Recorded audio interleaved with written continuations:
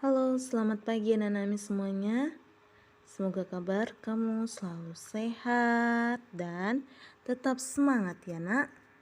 Ya, kita masih di tema 7 kebersamaan dengan subtema 1 kebersamaan di rumah.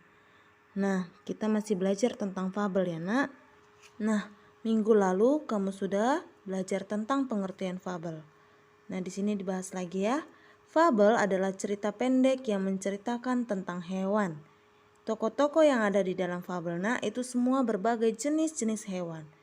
Nah, cerita dalam fabel adalah cerita fiksi. Cerita fiksi artinya cerita yang dibuat berdasarkan hayalan. Dan di sini ada cuplikan dari fabel. Kita baca ya. Oto si unta terkulai lemas di tengah padang gurun. Padang gurun yang kering dan panas membuatnya kehausan. Terbanglah Rara si burung dara di atas Oto.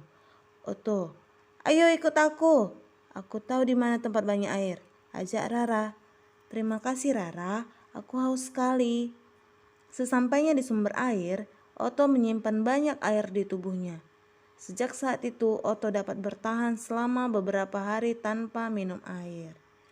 Nah, berdasarkan cuplikan fabel di atas kita dapat mengetahui bahwa tokoh dalam fabel tersebut adalah siapa tadi nak? Yaitu si Oto si unta dan Rara si burung dara. Nah, dari sini kita harus tahu juga apa pesan moral yang ada di fabel itu. Nah, adapun ciri-ciri fabel yang harus kamu ketahui. Yang pertama, menggunakan hewan sebagai tokoh cerita. Yang kedua, tokoh hewan memiliki karakter dan sifat seperti manusia. Yang ketiga, memiliki alur cerita. Alur cerita bisa maju atau mundur ya. Keempat, memiliki pesan-pesan kebaikan dalam ceritanya. Nah, di sini mau Miss bahas yang pertama, menggunakan hewan sebagai tokoh cerita. Ingat ya, di pengertiannya tadi, fabel adalah cerita tentang hewan, berarti tokoh-tokohnya juga semua berbagai jenis hewan. Yang kedua, tokoh hewan memiliki karakter dan sifat seperti manusia ya nak. Iya, di situ ceritanya memiliki karakter seperti manusia. Dan yang ketiga, memiliki alur cerita. Bisa ceritanya maju, bisa mundur, bisa juga campuran maju mundur. Dan keempat, memiliki pesan-pesan kebaikan dalam ceritanya.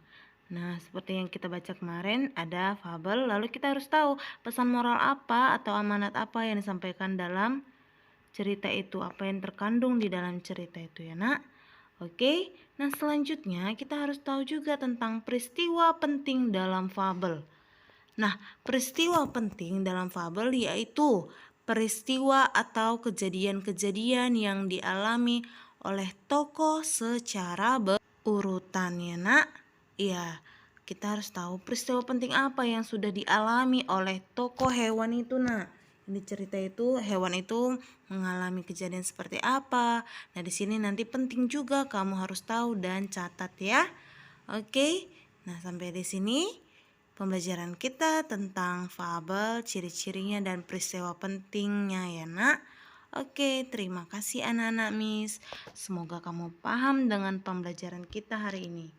Jangan lupa kerjakan tugas-tugasnya dan kirim tugasnya tepat waktu ya nak. Oke, selamat pagi anak-anak Miss. Salam sehat. Tuhan memberkati ya nak.